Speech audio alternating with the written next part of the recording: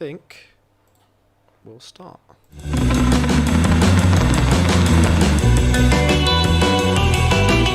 You're listening to the Cricket Podcast. I think it was a disgraceful performance, and I think it should never be permitted to happen again. That is very good.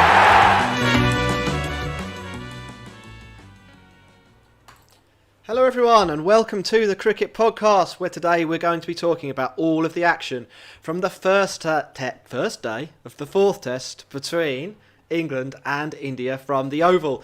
It was a day that started off like so many others in this series, or it felt like so many others in this series, with an Indian batting collapse. However, in the afternoon we saw Lord Shardul Thakur fight back for India before Bumrah and Umesh Yadav combined to put England in a little bit of a precarious position by the close of play. I'm Jack Hope. I'm joined by Max Rowe-Brown. Max, how are you doing? It looks like the renovations have not made any further steps. The last time I was on with you, someone described your house as a crack den. Would you like to hit back? Evening, Jack. Well, this room will probably be somewhere down the bottom of the list of rooms to be decorated. But I can inform everyone that we have now finished our first room of decorating. So the dining room now looks lovely, but Lizzie is working in it. So I'm relegated to the crack den, as we'll call it from now on, I think. Yep, I'm happy. Yeah, Max is cracked then. And we're joined by DJ from Edges and Sledges. DJ, do you want to say hello, give your initial reaction to the day, and let people know about your podcast? Yeah, hi everyone. I am DJ. I'm one of the co-hosts of the Edges and Sledges Cricket Podcast. We are an Indian cricket podcast. We're fan run as well. So lots of chat, just like the Cricket Podcast. We're on Spotify, Apple, Twitter, Facebook, Instagram. Wherever you can find podcasts, we are there. And one tip, one hand is the handle. So do follow us and come and say hi. I have a bit more of a smile on my face after that Joe Root wicket than I was than I had the last time I was on this podcast. So hopefully a better chat this time from me. I think I described you in a tweet letting people know that you were coming on as Indian batting collapse specialist, DJ Shaq. We still got the Indian batting collapse to talk about, so you will be in your element. But as you say, there was. It wasn't so much as a collapse as a steady trickle of wickets today, wasn't it? You just knew at intervals there would be a wicket. So same result, just a different process this time. Yeah. For people watching on YouTube, and people who listen later, I put a link to DJ's podcast's YouTube channel down there. So right click on that, open it up, and hit subscribe. If you like cricket content, because it's good. Edges and Edges. I don't know who described it as Edges and Edges. Yeah, we've been going Edges and Edges after 36 all out and 78 all out. My co-host has opened the show twice in the last 8 months with Edges and Edges. So yes. Well, hopefully there'll be a couple more by the end of September. Max, do you want to quickly run through the messages and then head straight into the summary of the day? Yes, absolutely. Yep. So please do follow and like us on YouTube as well as Edges and Edges on YouTube, on Spotify, and come and find us on Twitter and Instagram at the Cricket Pod. And the summary. Yes. Oh, and the summary. Yeah. So I can't do it. Can't hold two instructions in my brain at once. Yes. So England and India, they headed to the Oval with the series quite finely poised at 1-1 with 2 games to play. And both teams had some questions to answer with selection. England's perhaps were more simple, but both teams would be thinking about their bowlers and the heavy-legged bowlers that they might have with such a packed schedule of test matches. But it was India who sprung the biggest surprise, I think, once again going against the conventional wisdom of picking the best player in the world at a particular thing, and instead opted for the man, the myth, the legend, Lord Thakur, over our Ashwin. Normal service was resumed at the toss. Kohli lost. And with India's batting fragility firmly in mind and some cloudy skies overhead, Roots decided to stick India in. Jimmy Anderson struggled a bit for rhythm up top, and Jack and I were musing whether England should have in fact picked Chris Wokes instead of Anderson. And And things look like, it could have been a tricky decision for Joe Root. But the aforementioned bloke called Blokes then rocked up, fresh and rejuvenated from his gap year backpacking across Southeast Asia, and he ended up being really good. Who knew? He was then joined by some of other England bowlers, notably Ollie Robinson, and despite a battling 50 from Virat Kohli, India were again in a spot of bother. And were it not for Lord Thakur's IPL practice innings, the fastest 50 at the Oval, well done, in Test matches, things could have been a lot worse for India. And that's even despite England's slip cordon being rather more dysfunctional than the Kardashians.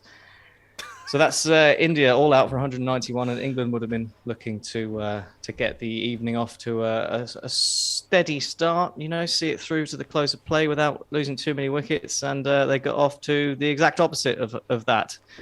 6 for 2 very quickly, and suddenly it was looking like it might be a bit of a low-scoring game. But from then on, Root and Malan looked like they were going to steer England safely to the close, mostly via third man. But there was one last twist in the tail as Umesh Yadav managed to peg back Joe Root's stumps for, we thought the way Root was batting, it might take a bit of brilliance from someone to remove him early on. And I think it's fair to say we saw that today. It was a pretty hefty nip backer, as described on commentary to Joe Root. We were asked for an analysis of that wicket, so why not start there? What do we think? Cracking delivery? Anything Joe Root could have done? Well, it was interesting, wasn't it? Because Umesh Yadav, he came back for that extra over. Kohli shuffled his bowlers around. Yeah, well, Siraj had been bowling absolute dross, so yes. I think it was a fair call. I think he wanted one from Umesh and one from Jasprit Bumrah to finish off the day's play. And until that point, actually, Umesh Yadav had bowled quite quickly. Bowled quite economically, but hadn't bowled particularly threateningly. So to summon that ball up, possibly, it's very, very early to say this, but possibly the defining delivery of the match was quite special. DJ, you must have really enjoyed that. It transforms the day from India's point of view. Oh yeah, it does, and it was a fast off spinner. Now I wonder where else we could have got that from. So, it was a huge wicket. I think you guys call him Daddy Root, right? And it's the first time we've seen him. It's the second time. I think he got 30 odd in the second innings at Lords, and we all know where that ended up at 125. So, genuinely, this has just been the Joe Root show since Nottingham. I think Malan and Hasib and Burns got some runs at Headingley, but with Joe Root back in the hut, it was just such a massive lift for this Indian team. You could see they were up for it. You could see that the last over from Bumrah was quick. England sent in a night watchman as well to, Ollie Pope hasn't played a game this series. And when you look down that order, and I'm sure you guys will talk more about it, it doesn't... If things go well, this could be over within 100 runs. India could actually even contemplate taking a lead in the first innings, which is it boggles the mind that with 191 on the board, and that's the difference that Joe Root wicket makes. Because while India were batting, we were wondering. I think they were 127 for 7.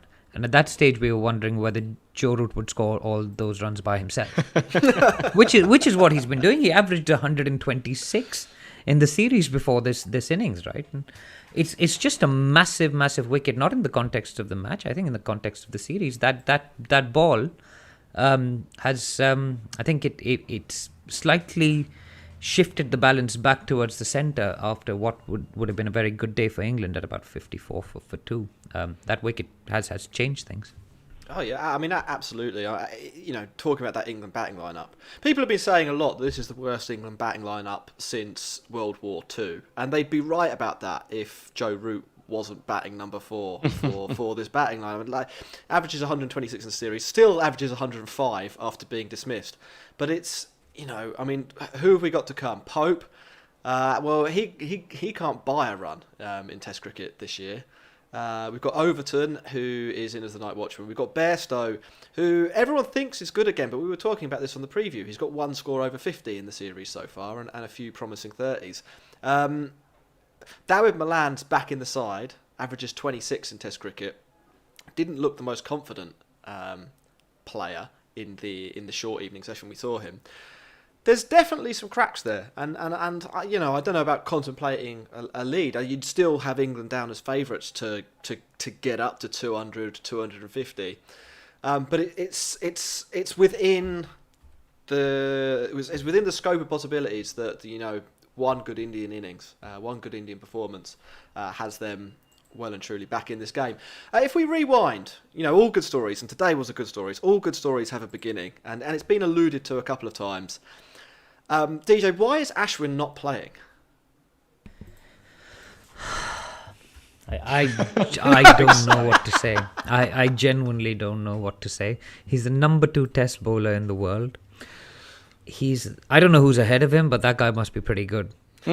And to sit him out in 4 test matches in a row against England, who he picked up, I don't know, how many wickets did he get in earlier in the summer? 30 odd wickets plus 100.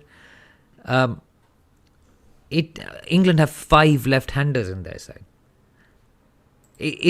I don't even understand. And the Oval's a place where the spinners average less than the quicks. I think it's the only place at the moment in England that has that record for the last few years. And he's picked up 6 at Surrey. I mean, the arguments to play Ravichandran Ashwin in this test match were just immense.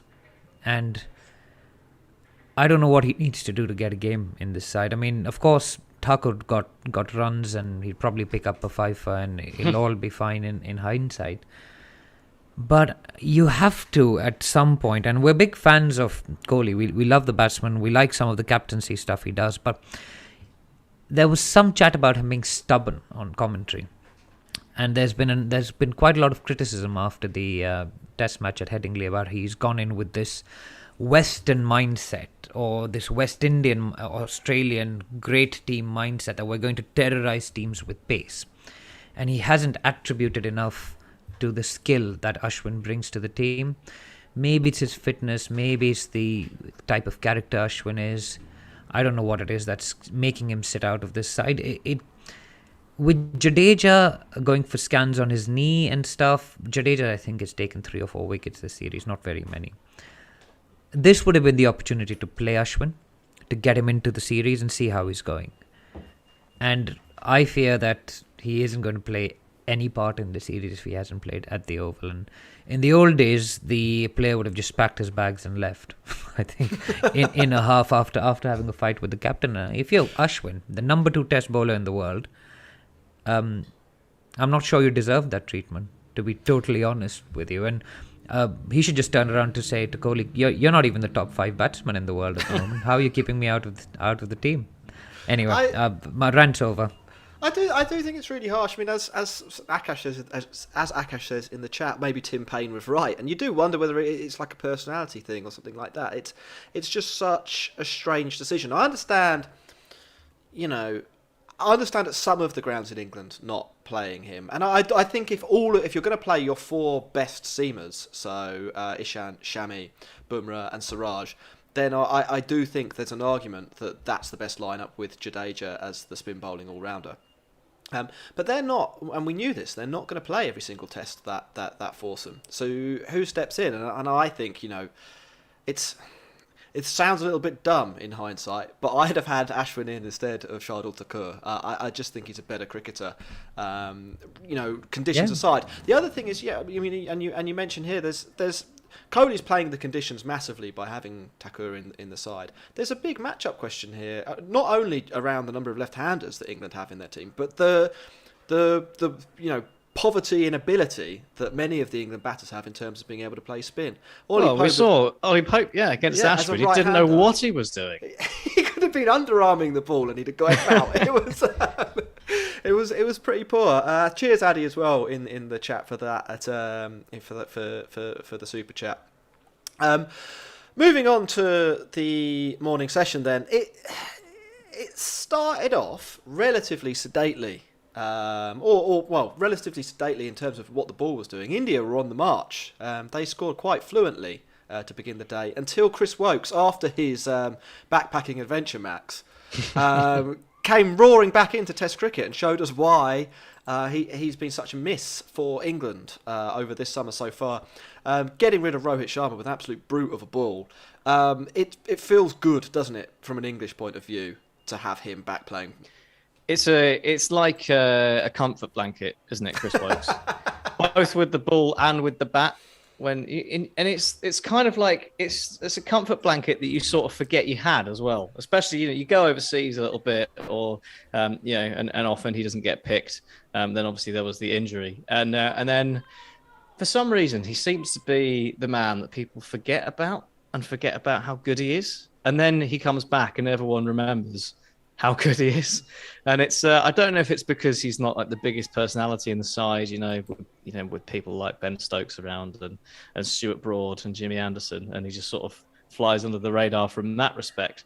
But every time he comes back, he does the business. And in any form of cricket as well, I think that we should remember how effective he is in both 50 over and T20. Like, he ended up playing the first couple of games in the IPL, didn't he? Because the South Africans weren't available, and did a brilliant job again. And he's just a phenomenal cricketer, and really good to see him back. I was unsure whether he might be a little undercooked, having apparently only bowled 36 overs this year, but turns out if you're just really good at something, it doesn't really matter, does it?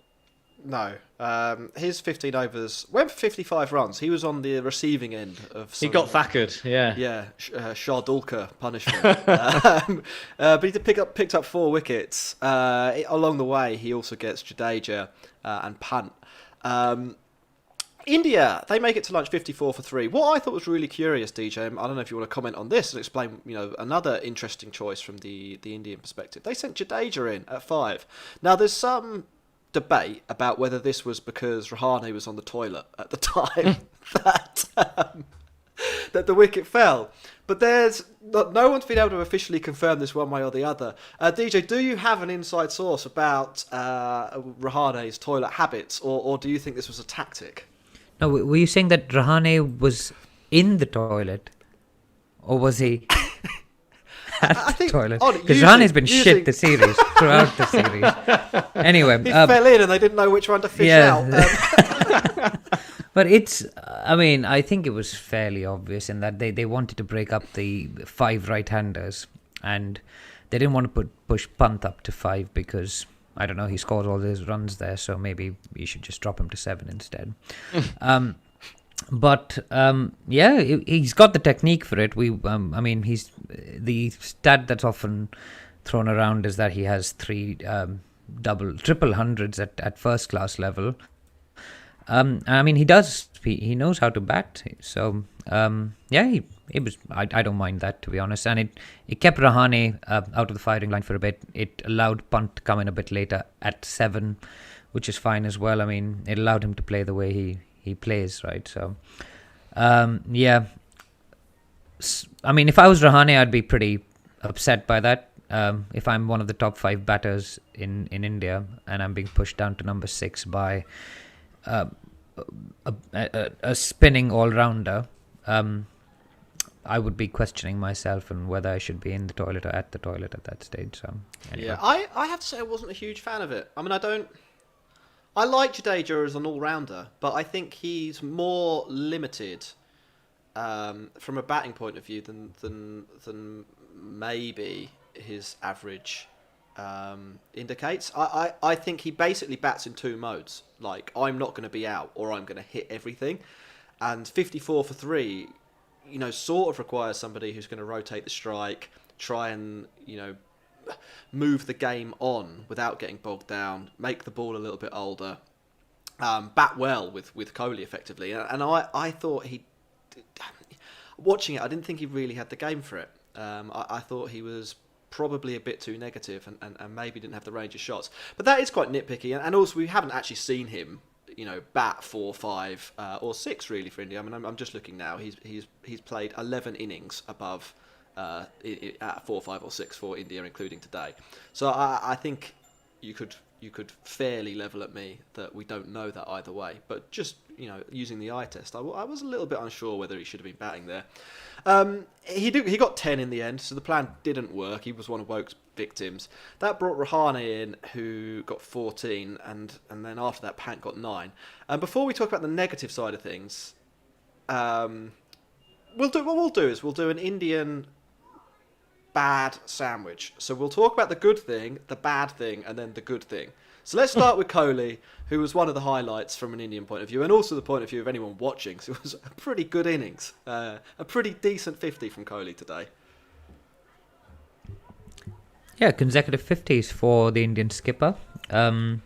Started off with 2 on drives, which is usually a pretty good sign that a batsman's playing well. Some cracking cover drives. The sound of the bat was good. Not helped by having to come in the first hour again. Much like Joe Root, when Kohli comes in the first hour, he doesn't really go on to get many runs. But it was good to see him finding his way back into the series. It was good to see him smiling with Jimmy Anderson as well, because I think the snarls can get a bit out of hand at times. They're both fierce competitors, and they both had their moments this series against each other. So again, disappointing to see him get out after getting to 50 off Ollie Robinson, which, to be totally honest with you, I'm not sure how Ollie Robinson really gets wickets. He's a little bit, I think he's actually slower than Shardul Thakur. Yeah. Like 79, 80, and Thakur started off at 82, and I'm just like, yeah, but he's got height, he's got nip, he takes wickets, and he's got Kohli out 3 times this series now. So, yeah, you could make an argument that Kohli is becoming an Ollie Robinson bunny. So from Anderson to Robinson, so that's his weakness. Well, to be fair to Kohli, he wouldn't be the only one. What's Ollie Robinson got now? 26 wickets in 4.5 matches, an average of 17. I think with Robinson, what it is basically pressure. Like the English Akshar Patel. It's not. I don't doubt that the wickets he's playing on are helpful, but I think he's one of those bowlers that will probably have a reasonably transferable game, because what he does is bowl from a freakishly high height, like the 3rd highest delivery point in world cricket, and better than anybody else in world cricket so far, nails a line and a length. So you are stuck in that corridor of uncertainty at that length where you're not sure whether to go forward or backwards against somebody who has a differentiator, which is that he bowls from an extremely high height. So he's a third guy with Holder and Jameson. Is he the third one? Yes. That makes more sense, because I keep trying to figure out how this guy gets wickets, because he looks on the television like Holder and Jameson. He looks innocuous, right? You're just like, why is he taking all these wickets? But now it makes sense now that you put that in context with the height. Yeah, so and I think he's quite a skillful bowler as well in terms of, obviously where he lands the ball, he is metronomic. But for a guy who doesn't hit the stumps very often, when he does, it's surprising how often the batter is out LBW. And I think that's possibly the other differentiator, if you like, that he does have reasonable control of sending that full one in. And I think we've seen him get Pujara a couple of times. I think we saw him get Rohit in the last test. Did he get an LBW today? I haven't got he had a failed review today, but I think he got. Did he KL get Rahul today? Yeah, he got Rahul. Yeah, and good umpires call that. it was a bit of an English call, that one. But again, he'll have bowled today, but Ollie Robinson would have bowled 95% of the deliveries off the stumps. And he bowls long spells as well, because he kept going. It felt like he was bowling all morning for a while. That's just England's seam bowlers, I think. He bowled for an hour and 20 minutes. Just before we move on, we've got 211 concurrent viewers now. So like I said at the beginning of the show, like and subscribe to our our YouTube channel, but also if you want to hear more from DJ, he has a podcast in the show notes. Right click that, open a new tab, and just hit subscribe there, and do us both a favour. Do everyone here a favour. I've got to 234. It's crazy. You can always tell that India have had a decent day when that number gets above 200. I think we're about average. I think it was the day was maybe a 4 out of like 60% England, 40% India. When it goes heavily to England, sometimes we're lucky if we get 30 people viewing. So thank you all for coming along. Right, so we've done Kohli being good. We've talked a little bit about Robinson. There are a couple of problems in that Indian middle order, and I think people will want to hear our views on Pujara and Rahane after another poor performance from them, Max. In the preview, we talked about how Pujara, Kohli and Rahane all average about 5 runs fewer than Dom Sibley since the beginning of 2020. Surely one of them will drop out for the 5th test. I think it might depend on the result. Hit the Oval. If India lose the test, then I reckon we might see them change something in a bid to try and win it back, under the proviso of it didn't work.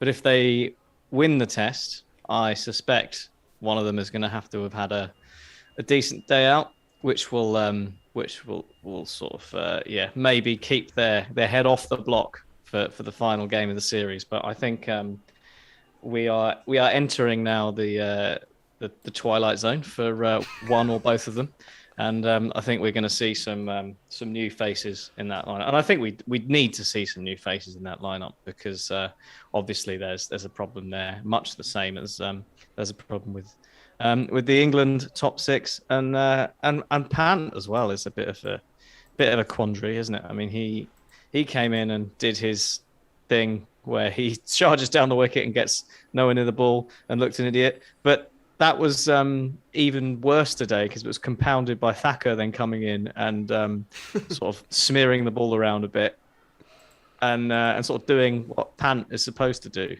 And obviously he was fortunate at times that the ones he skewed up in the air didn't fall to a fielder, but he did also cream some glorious sixes off a bowler who'd been on some hot streak of form today. So.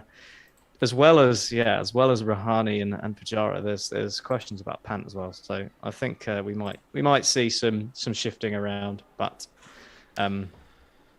depends.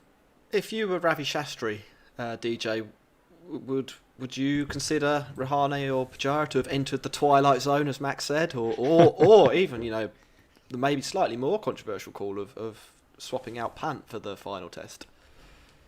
I mean, let's take that one at a time. I think Pujara's got 90 in the last game.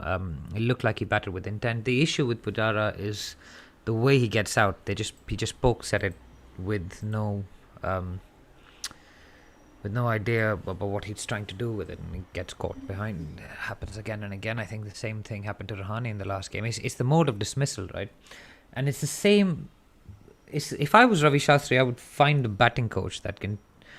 That scored runs in these conditions and get these guys to speak to him. I don't know whether it's going to be Sachin or Lara or whoever it needs to be. I mean, I'm sure they can pay them a couple of dollars and make sure that somebody comes down and teaches these guys how to score some runs here. Or get Devon Conway.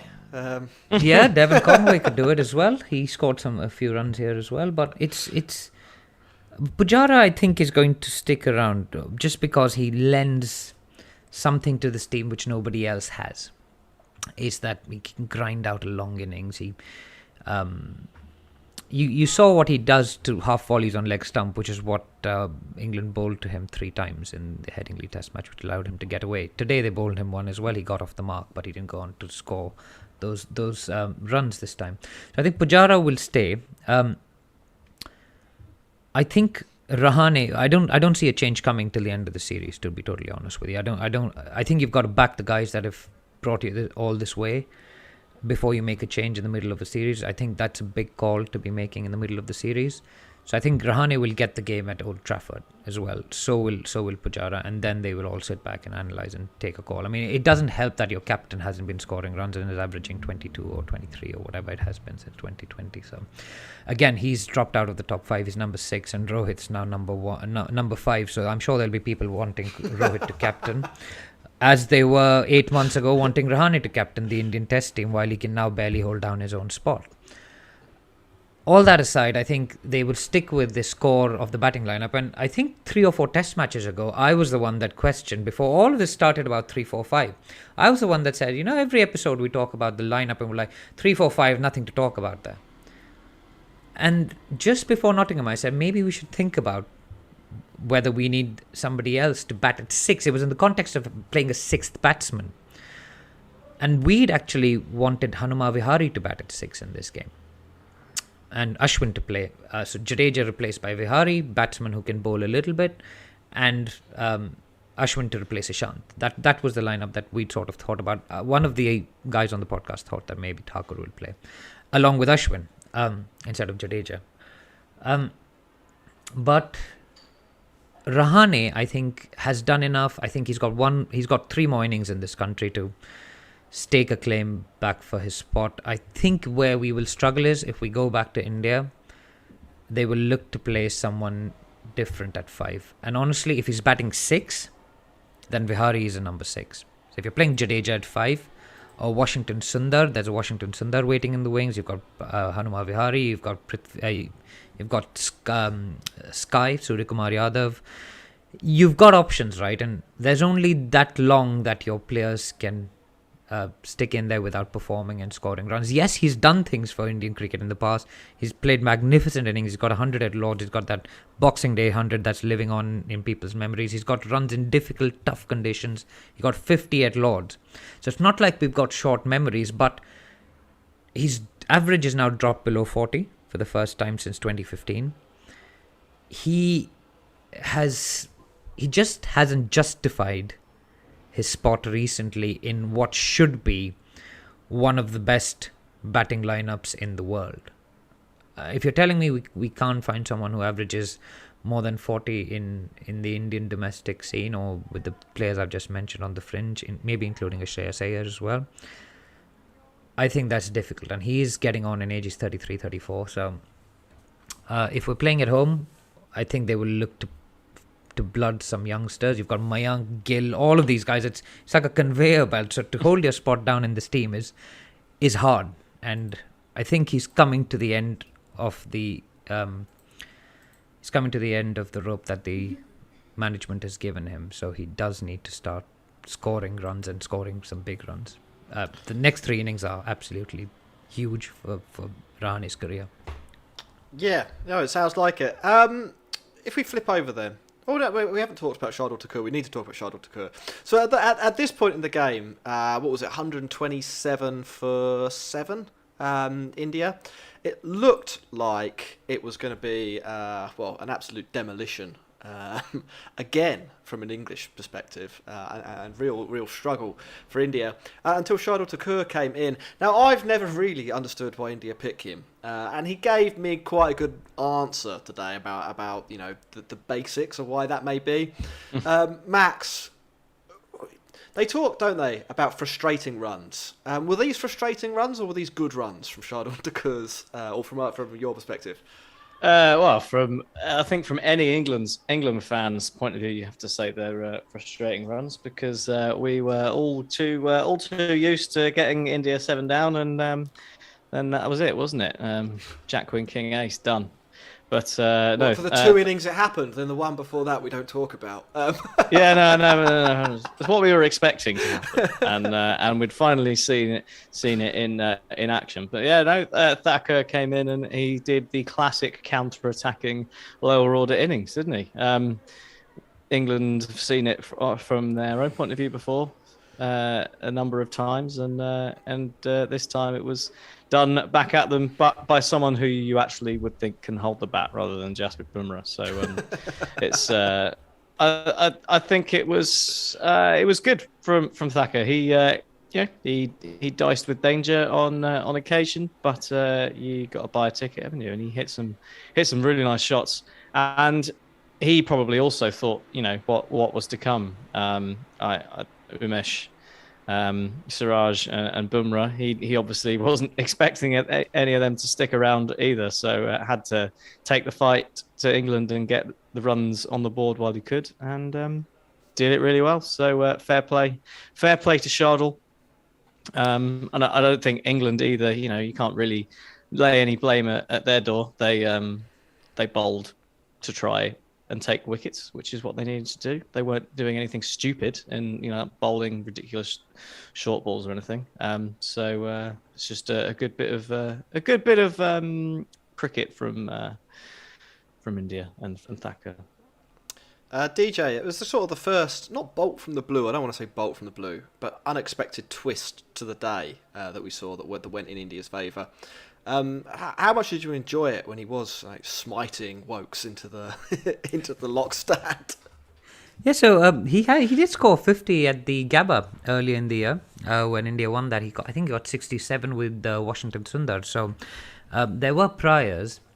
I think the one ball he's faced in the series before he edged a slip. So that we didn't really get to see much of the Shardulkar show. But I will add that he has hit 6 sixes in an over as a schoolboy cricketer.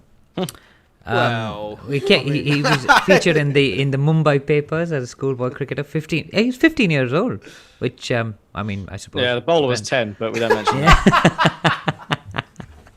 Yeah, 6 sixes in an over. He's got 67 at the Gabba, and honestly, we've seen this done to us for years.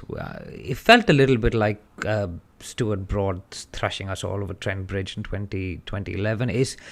It's that sort of frustrating innings for the opposition. It's great for the fans that support the player, but he can obviously hold a bat. I mean, some of those drives were good, and those pull shots, he really did hit them off the middle. It wasn't like he was edging them over the wicketkeeper's head for 6 or whatever. He was hitting them straight out of the middle of the bat. Umesh Yadav batted well with him. I think actually Umesh actually impressed me quite a lot during that little innings that he played with Shardulkar. But you can see why these guys rate him, and you can see he's a wholehearted cricketer, right? And there's been a lot of criticism of him in the Indian press. I mean, on our podcast, we've gone on about how he's the 8th best bowler. He should not be playing cricket for India. We're talking about the pinnacle of Test cricket, and we're then talking about Shardul Thakur. But he does a job. He plays a role. He bridges the batting with the bowling, and he's got enough with the bat. A lot like the Indian version of Sam Curran.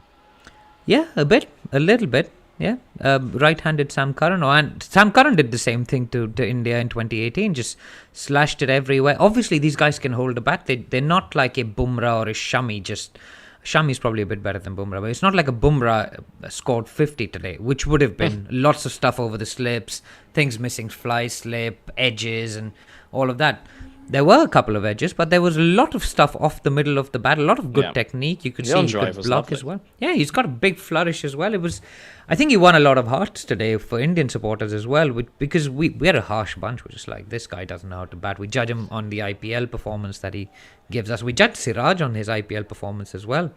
They all call Lord because it's a sort of derisive way of referring to these guys. Lord Umesh, Lord Siraj, Lord Thakur. But when there's a red ball in your hand, it's not like you're not bowling 4 overs at the Chinnaswamy on a postage stamp of a ground. It's a different game altogether. So I think must give credit to him. He's worked hard, obviously. He was injured. He's back. And I mean, that 50, massive for his confidence. Great for the team. You could see Kohli was pumped up. The team came out in a better mood. I mean, being bowled out for 127 for 7, you could be wrapped up for 135, which eventually... I think we lost the last 3 wickets for, 8 or 9 runs? It wasn't much.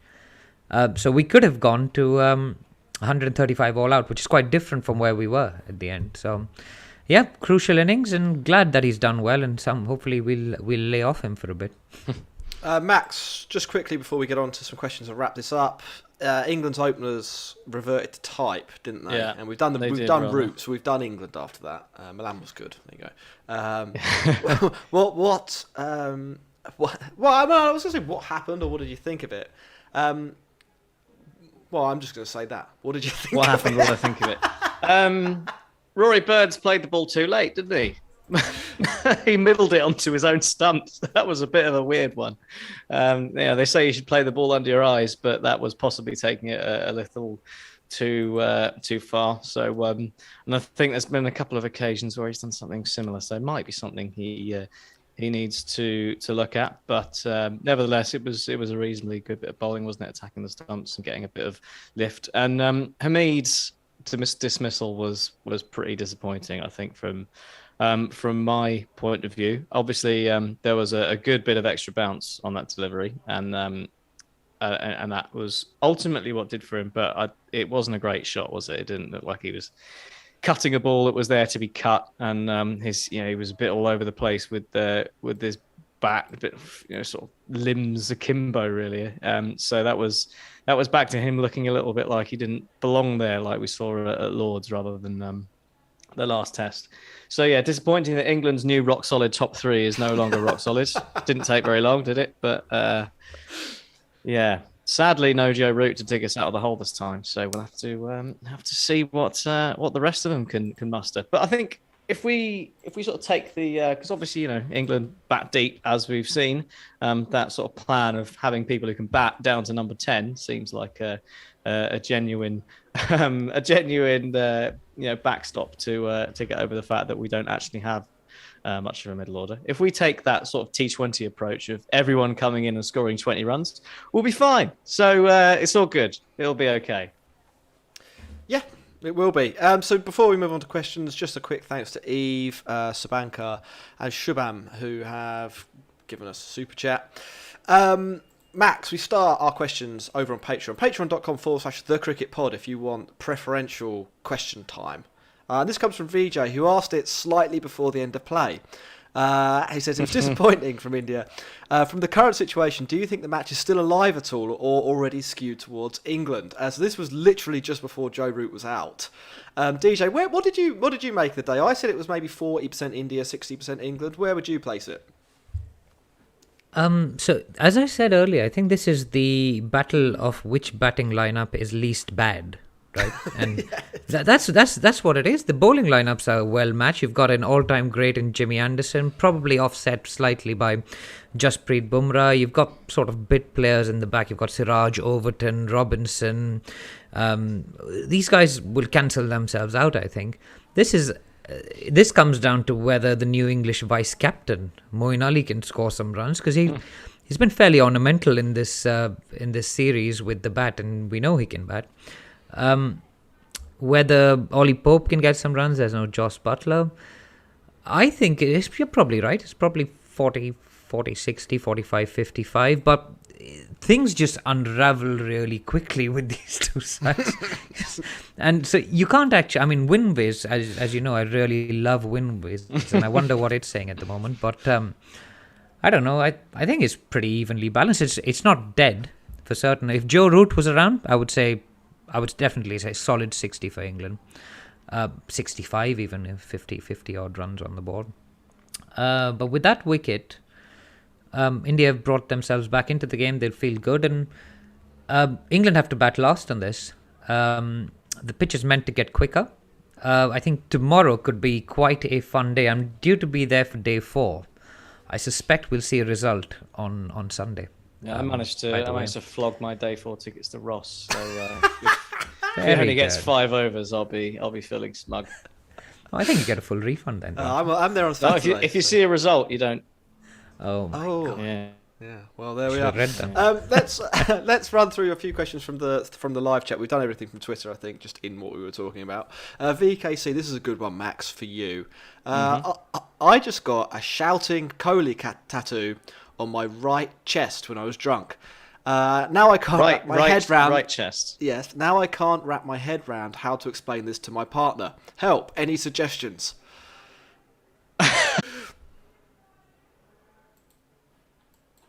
And from there on, it'll be a platform to launch a successful media career.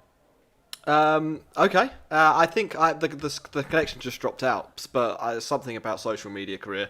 Not a bad idea, DJ. I don't know if you got any advance on that. What would you do if you drunkenly got a Virat Kohli shouting tattoo on your chest? I think this may actually be Jimmy Anderson after the Lord's Test that's writing into us.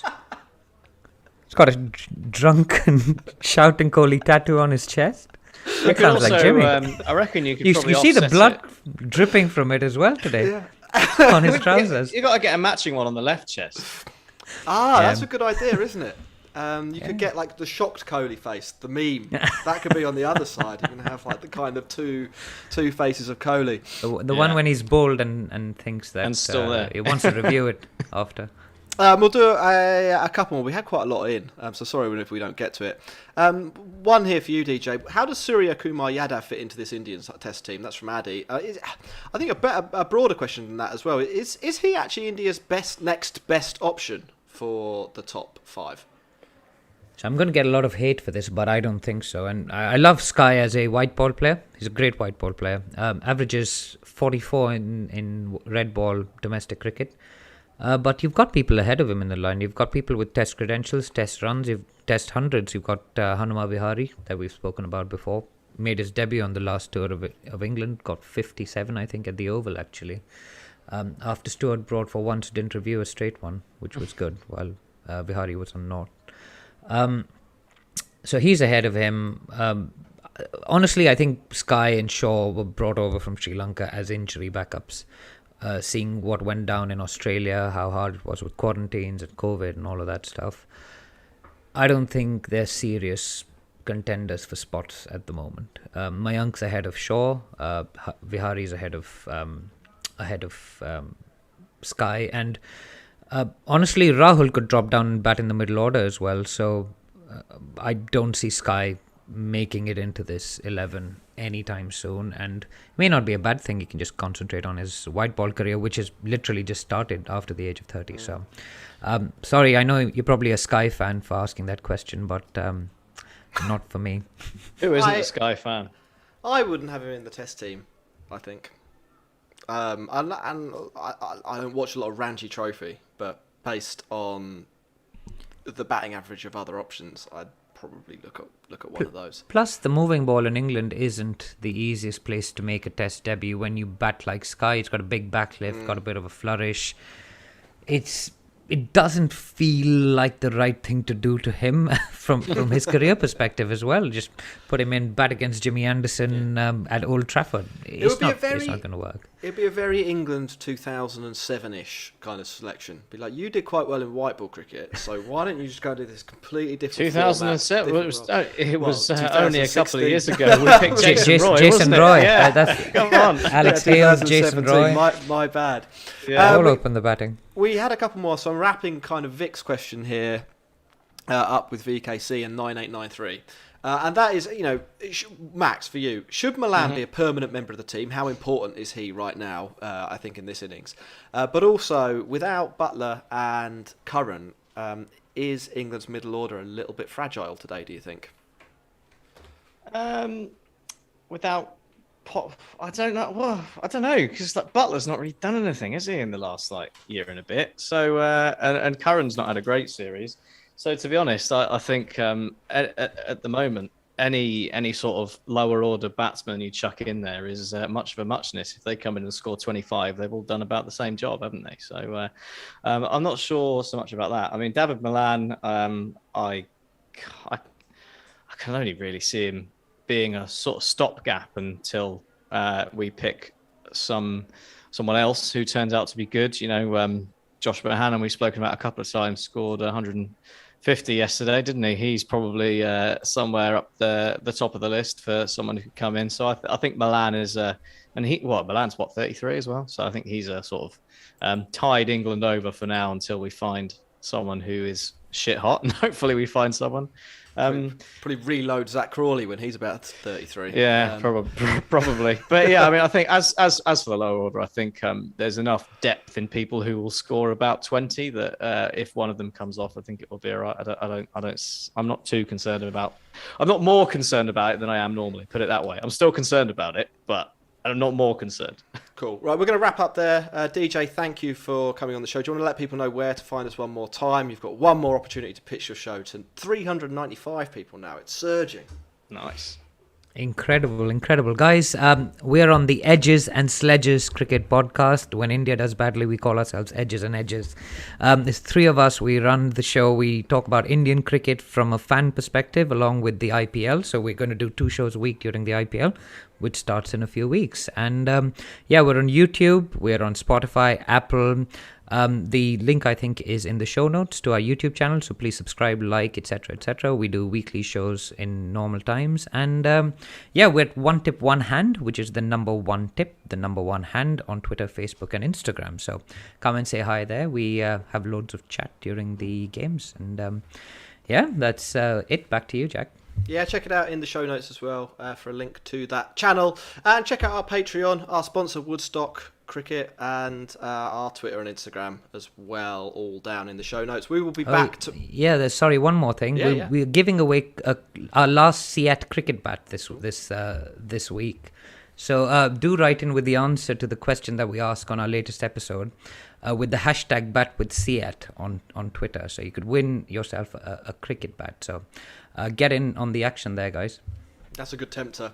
We'll be back tomorrow. Me, Ross, and Jono, I think, for that one, which should be good. It should be a good day tomorrow. I mean, it's almost results day on the second day of the test.